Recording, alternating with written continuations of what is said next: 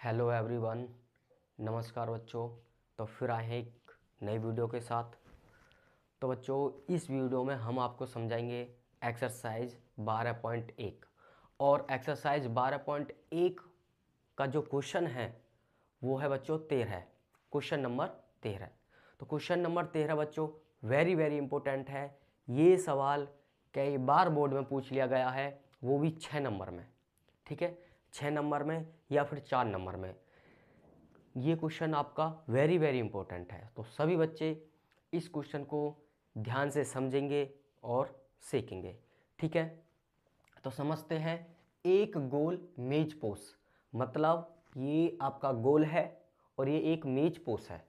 ठीक है, मेज पोस 6 समान डिजाइन बने हैं। तो इस मेज जो पोस है इस पर 6 समान डिजाइन है। कितने डिजाइन है?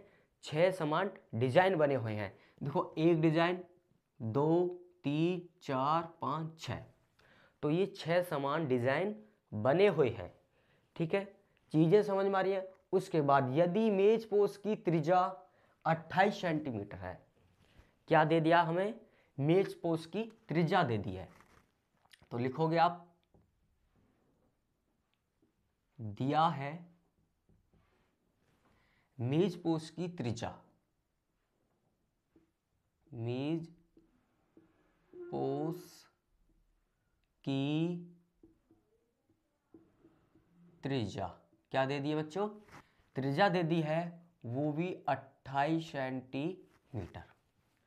ठीक है, उसके बाद तो 0.35 सेंटीमीटर स्क्वायर की दर से इस डिजाइनों की लागत ज्ञात कीजिए। तो हमें क्या करना बच्चों? हमें बताना है जो हमने जो मेज पोस है उस मेज पोस पर जब हमने 6 डिजाइन बनाए। कितने डिजाइन बनाए? 6 डिजाइन। तो उन 6 डिजाइनों को बनाने में कितनी लागत लगी है वो रुपए हमें बताने।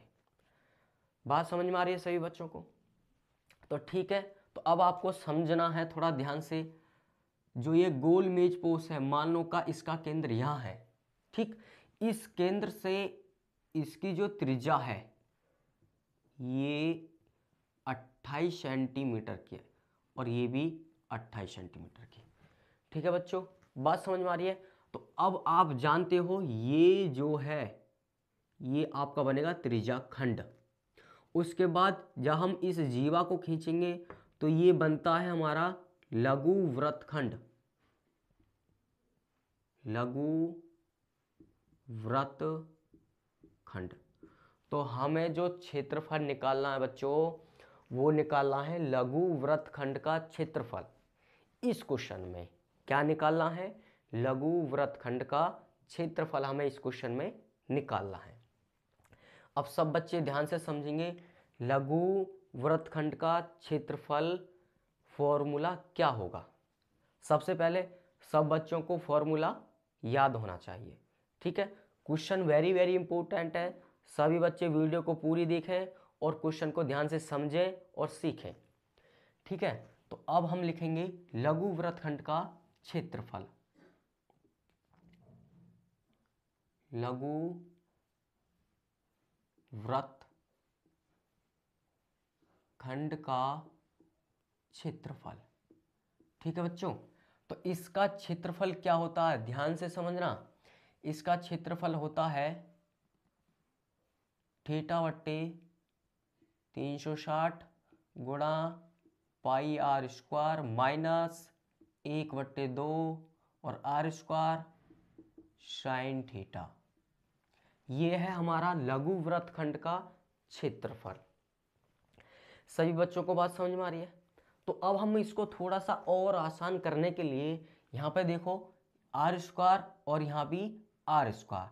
तो हम क्या काम करेंगे? आर स्क्वायर कॉमन लेंगे।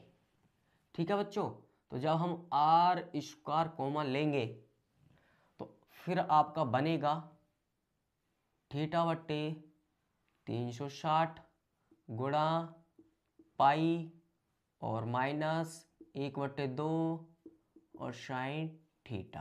भाई आर कॉमन ले लिया हमने आसान बनाने के लिए, थोड़ा और आसान करने के लिए, कैलकुलेशन ज़्यादा नहीं करनी पड़ेगी। ठीक है, अब हमारे पास देखो यहाँ पे कोण, मतलब आर की वैल्यू तो हमें दे दी 28 सेंटीमीटर, कोण हमारे पास नहीं है, तो कोण हमें बनाना है। पहले कैसे बनाएंगे मैं आपको बता देता हूं। इस पूरे वृत्त का जो कोण होता है वो होता है 360 डिग्री। इस पूरे वृत्त का कोण क्या होता है? 360 डिग्री होता है।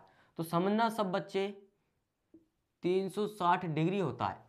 तो अब इस जो ये हमारा वृत्त है इसमें कितने डिजाइन बने हुए हैं? तो इसमें 6 डिजाइनों की बात करी गई है। कितने डिजाइन है? 6 डिजाइन।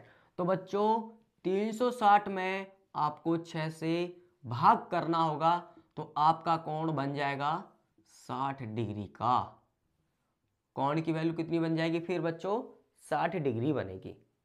बातें समझ में आ रही हैं? ठीक है भाई, 6 डिजाइन है तो हम 6 से भाग करेंगे 360 में। 5 डिजाइन होते 5 से भाग करते, 4 डिजाइन होते 4 से भाग करते, 3 डिजाइन होते 3 से भाग करते, 10 डिजाइन होते 10 से भाग करते। ये बात आपको ध्यान रखनी है। ठीक, अब चलते हैं आगे सॉल्व। अब डिजाइन है हमारे 6। कितने डिजाइन है? 6 डिजाइन है। तो बच्चों इस फॉर्मूला में हम 6 की गुणा और करेंगे, क्योंकि 6 डिजाइनों का हमें टोटल क्षेत्रफल निकालना है। ठीक है, तो अब देखो यहां पे 6 गुणा आर की वैल्यू है 28 गुणा 28। समझना सब बच्चे ध्यान से। उसके बाद कोण है 60 डिग्री का, और 360 गुणा पाई की वैल्यू आपको रखनी है 22/7 माइनस 1/2 गुणा साइन 60 डिग्री। ठीक बच्चों, साइन 60 डिग्री। फिर अब आगे चलेंगे तो 6 गुणा 28 गुणा 28। अब यहाँ पे देखो 0 से 0 कैंसिल, और 6 छिंग 36, और ये और कटेगा 2 से 3 बार और 2 से 11 बार। तो हम कह सकते हैं 11/7 21 माइनस, और यहाँ पे 1/2 और गुणा। अब साइन 60 डिग्री, तो त्रिकोणमिति जो चैप्टर है हमारा उसमें एक टेबल है, जैसे कि sine 60 degree, sine 30 degree, sine 45 degree. तो बच्चों हमें उनके मान याद होने चाहिए। तो साइन 60 डिग्री की वैल्यू होती है √3/2। √3/2। साइन 60 डिग्री की वैल्यू क्या होगी? √3/2 बनेगी। ठीक है बच्चों, अब चलते हैं आगे। तो 6 गुणा 28 गुणा 28, उसी प्रकार 11/21 माइनस, यहाँ पे हो जाएगा √3/4। बताइए सभी बच्चों को बात समझ में आ रही है? ठीक, अब यहाँ के बाद आपको क्या करना होगा? ध्यान से समझना है और सीखना है। तो 6 गुणा 8 गुणा 28 गुणा 28। अब बच्चों यहाँ के बाद हमें एलसीएम लेना है। क्या लेना होगा? इन दोनों का एलसीएम। तो एलसीएम आएगा बच्चों 84। ठीक, तो 11 गुणा 21 से भाग करेंगे 84 में, 4 माइनस। अब √3, देखो हमें क्वेश्चन में पहले ही दे दिया है √3 की वैल्यू हमें क्या रखनी है? 1.7। क्वेश्चन में हमें √3 की वैल्यू पहले ही दे दी है कि हमें √3 की वैल्यू 1.7 रखनी है, और गुणा 21। बात समझ में आ रही है सभी बच्चों को? ठीक, तो अब ये आपका हो जाएगा 6 गुणा 28 गुणा 28। ठीक बच्चों, तो ये 44 माइनस, तो आप जब मल्टीप्लाई करोगे 1.73 में 21 की गुणा करोगे तो ये आपका बनेगा 35.7। ठीक है बच्चों, कितना बनेगा? 35.7 बनेगा। गुणा करके आप देख लेना। ठीक, उसी प्रकार अब 44 में से 35.7 घटाना है। ठीक, तो ये 6 गुणा 28 गुणा 28 गुणा, तो जब आप घटाओगे तो ये आपका होगा कितना, 8.3 बचेगा, 8.3 और बट्टे में 84। अब बताइए सब बच्चों के बात समझ में आ रही है? ठीक है, बिल्कुल ध्यान से और कैलकुलेशन थोड़ा ध्यान से करना सभी बच्चों को। ठीक है, अब कैसे काटोगे आप?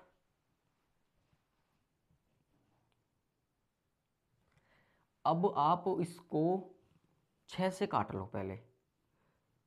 भाई 6 कम 6 बचे 2, 6 चौक 24। ठीक है, और 14 दूनी 28, 28 दूनी तो आपका हो जाएगा बच्चों 56 गुणा 8.3। समझना है ध्यान से, कितना बनेगा, 56 गुणा 8.3। अब इसमें आप मल्टीप्लाई करोगे तो ये आपका बनेगा 464.8 सेंटीमीटर स्क्वायर। ये 6 डिजाइनों का क्षेत्रफल हो गया। अब बताइए किन किन बच्चों की समझ में ये बात आई है? ठीक है, ये जो हमारा क्षेत्रफल है ये 6 डिजाइनों का क्षेत्रफल है, 464.8 सेंटीमीटर स्क्वायर। सभी बच्चों को बात समझ में आ गई? अब यहाँ के बाद क्वेश्चन में जो हमसे पूछा है वो पूछा है लागत कितनी लगी, इस डिजाइनों को बनाने में लागत कितनी लगी है।